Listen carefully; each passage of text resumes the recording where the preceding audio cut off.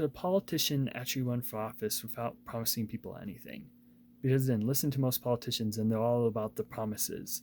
They're either going to create systems or services or try to make change in whatever they're being elected to. And then that's what most of them do, and that's kind of why we want to elect them. But it's often about giving people stuff in a sense, giving them that change or giving them those services. And it just kind of is an interesting thing to think about of what would be the opposite of that. Like, what would be someone who just focused on the basics in a sense? And then I can go back to Paul, like the purpose of government is to punish evil and protect good. That's like basic simple things. Or JFK, ask not what your country can do for you, but for what you can do for your country. And again, naturally, most politicians are saying that when they're promising things because taxes are what's going to pay for most of those services that they promise. They aren't free.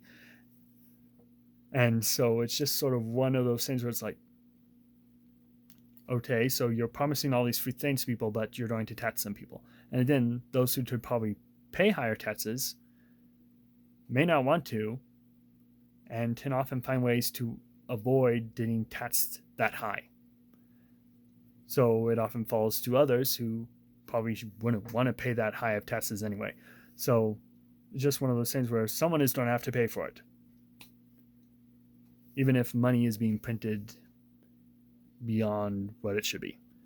But anyway, the other side of this is how often do we let politicians have what they want before they have any inclination to give us what we want?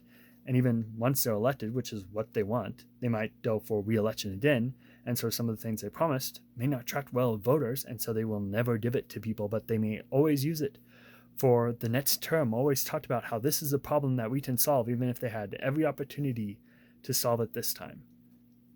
But anyway, those are just kind of my perspectives. And also, I know that many people in government means many agendas, so not everybody will cooperate for the benefit of the people, because a lot of them are for the benefit of themselves. But anyway, that's kind of my soapbox, which I will put away now and ask for your thoughts.